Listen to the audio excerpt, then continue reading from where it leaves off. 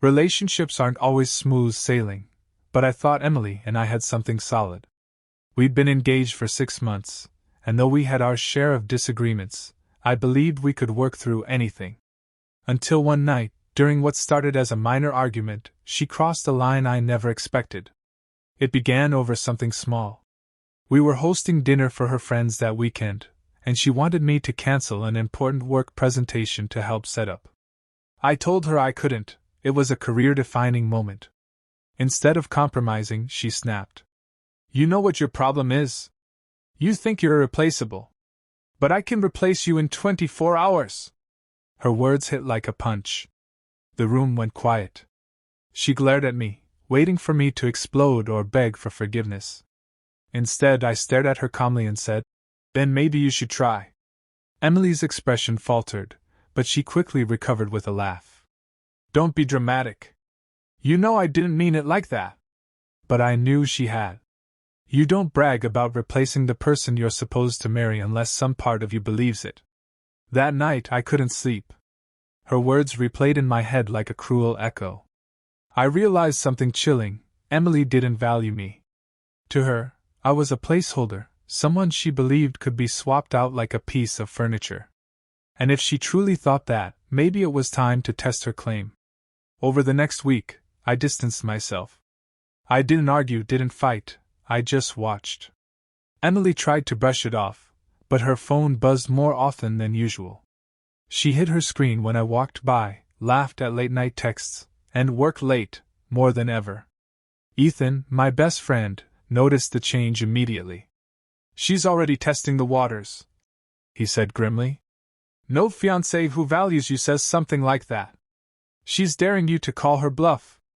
And in a twisted way, that's exactly what I planned to do. Because if Emily believed she could replace me in 24 hours, I was about to give her all the freedom she needed, without a warning. 2 weeks later, we were supposed to meet with the wedding planner. Instead, I told her I had something to say.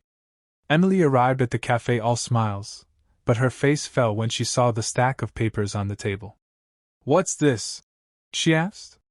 "Freedom," I replied. "You said you could replace me in 24 hours. So I won't stand in your way. These are the papers canceling everything: the venue, the caterer, the photographer. And this," I slid a small box across the table, "is your ring." Her jaw dropped. "You're joking." "Do I look like I'm joking?" I said evenly. "You don't value me. You think I'm disposable. I refuse to marry someone who believes love is a competition." Emily's composure cracked. "David, wait. I was angry. I didn't mean it. You're taking this too seriously." "No, Emily. You meant it. And in that moment you showed me who you really are." For the first time, she had no comeback. Her phone buzzed on the table, and, in the silence, the name flashing across the screen confirmed my suspicions. Another man. I stood up, calm and resolved.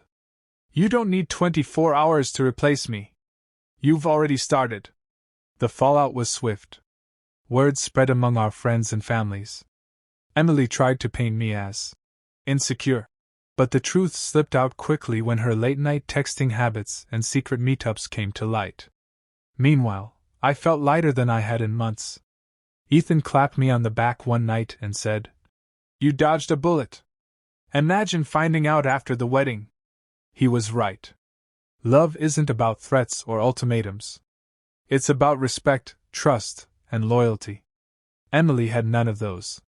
Her words were meant to wound me. "I can replace you in 24 hours. But in the end, they freed me.